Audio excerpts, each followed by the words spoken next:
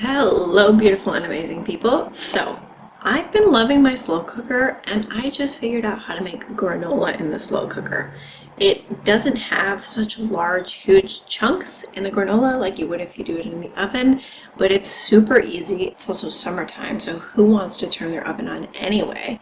So I created this amazing, delicious strawberry coconut granola that you can do in the slow cooker in like 2 hours. Very low maintenance. You just have to kind of put everything together, dump it, and go. You mix it occasionally, and it's perfect, healthier, less additives, more goodness. Let's get to it.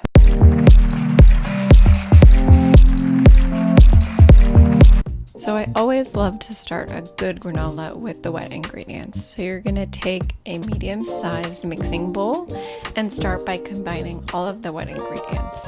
I do use oil in this recipe because it crisps up beautifully. I like to add a 1/3 cup of avocado oil. You can also use olive oil if you prefer, a 1/3 cup of maple syrup for sweetness, and a 1/4 cup of creamy or crunchy peanut butter. I recommend creamy. And for additional plant-based sweetness, we will add 2 tablespoons of date sugar.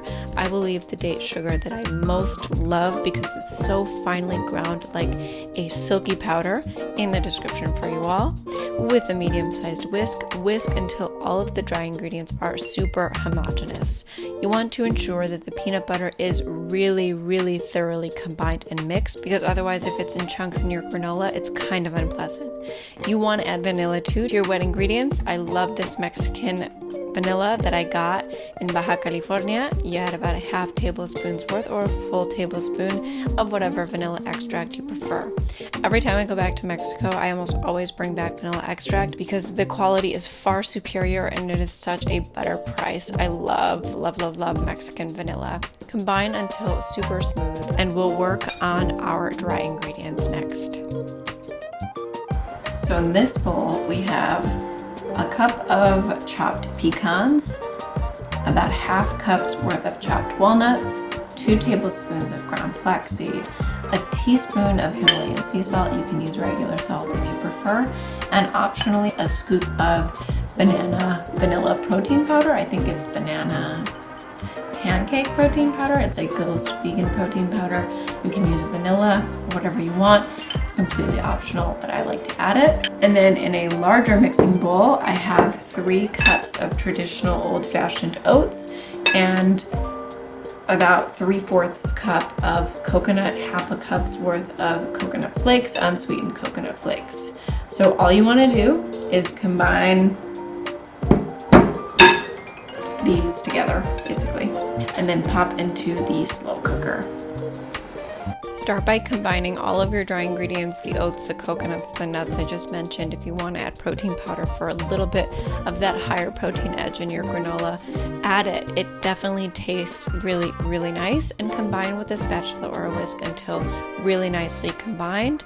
I then added my wet ingredients to the dry, and also additionally at this stage, if you want to add cinnamon, if you want to add any additional spices, feel free to add those. I will leave all of my recommendations in the description. But once you've added your wet ingredients to your dry ingredients, you want to combine with your spatula.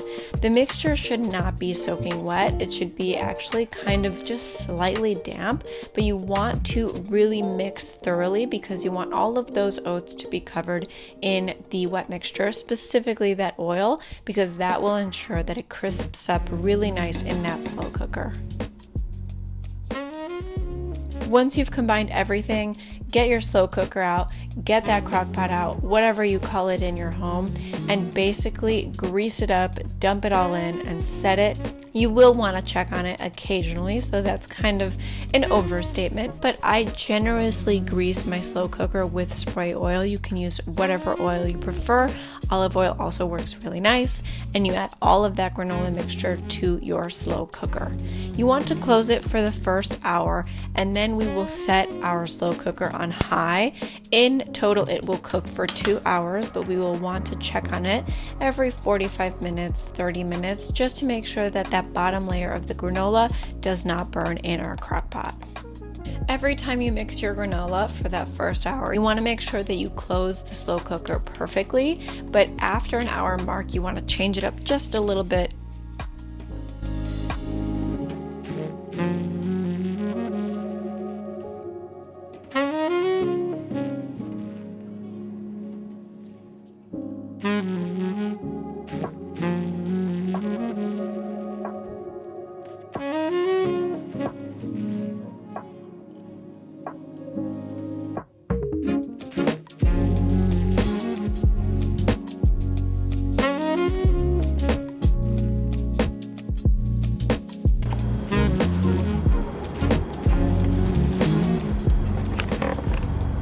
All right, so when you do the slow cooker method, you do, after the first hour, want to leave the lid ajar, because that way your granola won't burn. And it'll release some of that moisture that's in the slow cooker itself. So that last hour, last 45 minutes, I recommend cooking with the lid slightly ajar.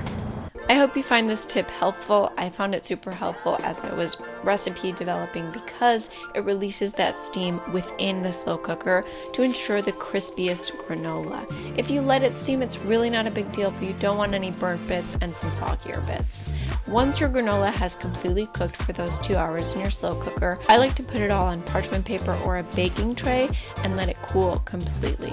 This is the best way to ensure that your granola gets really nice and crisp and it completely dries out before you store it anywhere. You don't want any of that moisture to be in your granola. This is just because that way it'll stay fresher for longer. Once it's really nice and crisp to the touch, you can add anything you want. I love to add some freeze-dried strawberries. I don't know about you, but I definitely grew up eating that Special K strawberries cereal. So this granola evokes some of that nostalgia for me. It's really delicious, really simple, and doing it in the slow cooker, guys, just saves you so much time. Long gone are the days of hovering over your granola in the oven because you want to make sure that nothing burns or that everything is done correctly, or your house getting overwhelmingly hot in the summer months if you live in a small apartment like me because your oven is on. This method is honestly far superior, and you can make a whole lot more. You can even do 4 to 5 cups worth of oats or whatever kind of mixture you want.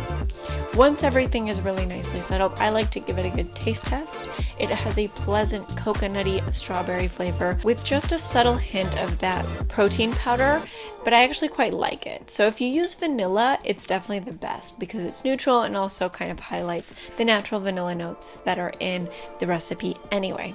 Once your granola is bone dry, I like to transfer it to a large mason jar. Then it can live on your countertop for about 7 days, and to just ensure that it lasts the longest amount of time it'll last, I like to move it into the fridge for about a month, 2 months. It never really lasts this long, but it's a good rule of thumb.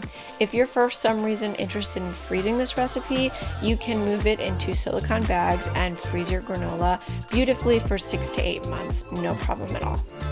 I hope you really love this recipe, everyone. It's one of my favorites, and I really hope you enjoyed the slow cooker recipe. I'm definitely going to be featuring a slow cooker series because it's been super helpful for me.